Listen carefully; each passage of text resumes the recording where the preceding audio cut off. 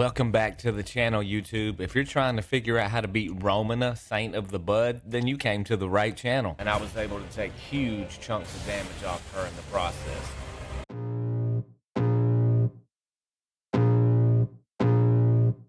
I can feel the blood creeping up from the heathens. Got will, got fight, got pride, got reason. If they wanna go eat, then you know I'm gonna feed them. If you're coming for me, hope you're ready for a demon. I got Welcome back to the channel, guys. Like I said in the beginning of the video, today we're going to be talking about how to beat Romina, the Saint of the Bud. If you haven't already, go ahead and click those like and subscribe buttons. That way you never miss out on anything that I upload. Real quick, before we jump into the video, just a couple quick housekeeping notes as usual. First, if you're new to the channel, I've always got timestamps down below so you can skip ahead. Second, for my returning subscribers, today I'm going to switch things up a little bit in my video structure, and I'm going to go into the demonstration first. So the video breakdown for today is going to go something sort of like this. So first, I'm going to demonstrate to you how to beat her, and then afterwards, once I have beat her, I'm going to show you the setup that I use. We're going to talk about gear, we're going to talk about incantations, and then we're going to talk about the Wondrous Physick, and then we're going to wrap up with a quick summary, and that should be it. Now I'm going to go in here and show you what I use to try and beat Romina. Now this is not a foolproof method, but it will significantly improve your chances. With a little bit of luck, you will be able to pull this off as well.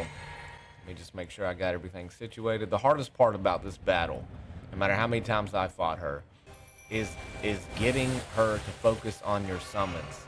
You need her to focus on him. That is the hardest part about this. Sometimes it works out, sometimes it doesn't. Like right now, she's actually looking at him.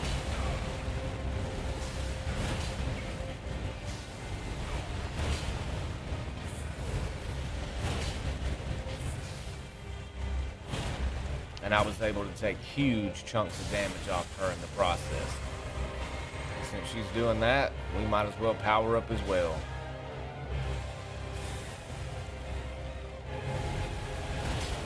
Just hit her.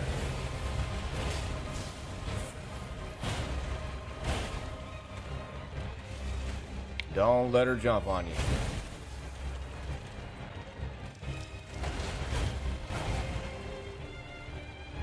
Focus on him. When she does that, time to hit her with those.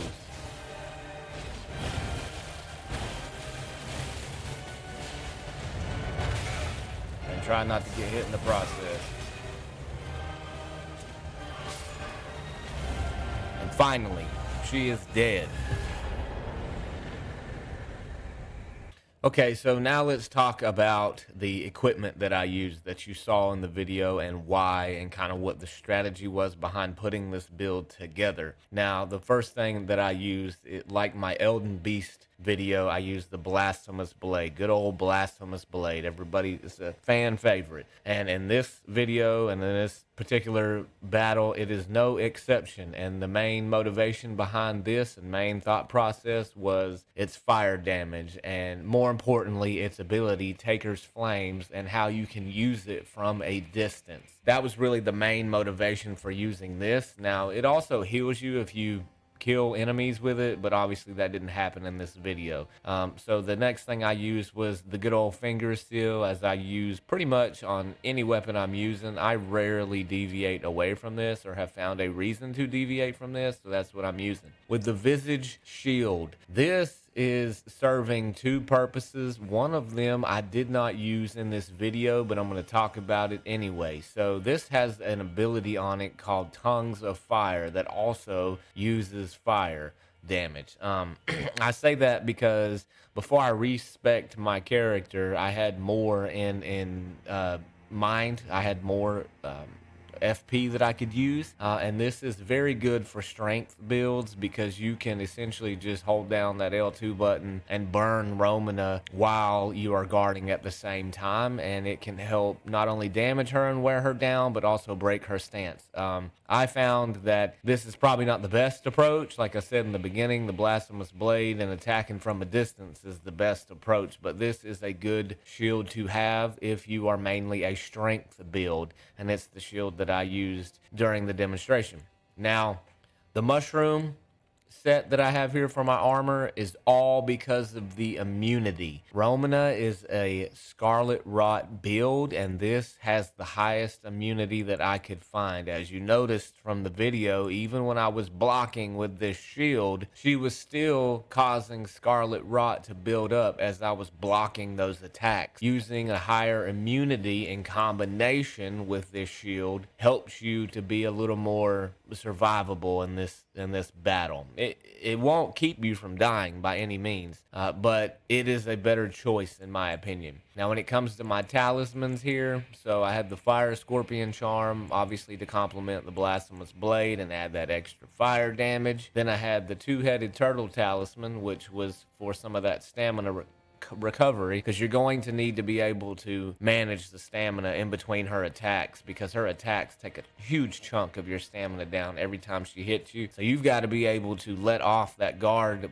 button long enough to let some of this build up in between her attacks. So this is for that build up speed. The next thing I had was the Phlox Canvas Talisman for the potency of incantations, because the theory behind this was I was using those incantations to buff my attack power, and the thought process here is to improve those buffs by wearing this. So whereas my Golden Vow might give me, you know, whatever that percentage is, I'm hoping this increases that percentage of damage output. Shard of Alexander is to, again, complement the ability that I'm using here, Taker's Flames, and improve the attack power of that. So when it comes to my spirit summon, I went with the Mimic tier. Now, there's a couple good options that you could probably use, such as the Roman Killer Rollo or the Black Flame Monk. If you're choosing between the two, I would go with the Black Flame Monk, but Roman Killer Rollo, he has a combination of blood loss and fire damage, so he might be a good choice as well, but I have not beaten her with that particular spirit summon. I've only beaten her with the Mimic tier and the Black Flame Monk.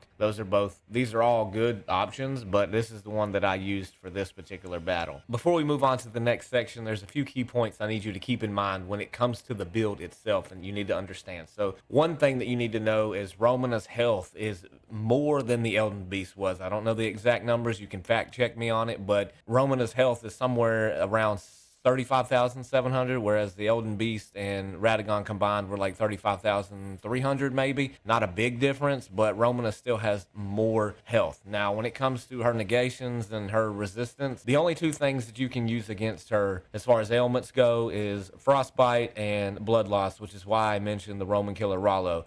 Those are the only two that work against her, but she still has a huge resistance to them, so I would not bank on those. The next thing you need to know is when it comes to resistances to weapon types and stuff like that, she has a huge resistance to slash, but she has a 0 resistance to fire. So that is the chink in her armor, and that is why we focused on a fire build for this video. Also, lastly, one thing I'm going to say that kind of contradicts what I've said in previous videos. So for this particular battle, I do not recommend that you use the summon outside the gate. You can summon Dryleaf Dan, I think his name is, outside the gate. Do not summon him into this fight. Reason being is because when you use an NPC summon, your boss that you're fighting, the damage and health scale to match the number of people that are in that boss fight, the same way as if you would summon a player into this. The more people you summon, the more damage and more health they scale. And Romina already has a huge health pool, like I said before. So I'm going to leave you with that to think about as well. Okay, so now let's talk about the incantations real quick. So for my incantations, there are really two on here that are the most important. Like I mentioned when I was going over my build, these two right here, Golden Vow, which adds a damage percentage to your abilities, well, everything really. And then Flame Grant Me Strength, which adds a damage percentage to your fire abilities. That going with that Taker's Flame, the Blasphemous Blade, is the whole purpose between these two, and I was hoping that that talisman that I had equipped would scale these as well. These two right here, Flame Cleanse Me, this one obviously is for the rot buildup that she causes. That is a kind of like a, you know, a just in case type scenario. I didn't use this, but I have in some of the battles. And then this one was also worst case scenario, just a backup. This one's completely optional, just to give you a little bit more fire damage in case you need to throw some fire damage out at the last minute to chip away a little bit of the help, if you can manage it in between the fight. This one is, I would say, not required with my strategy and build, but I have it in there anyway. These three are an absolute must.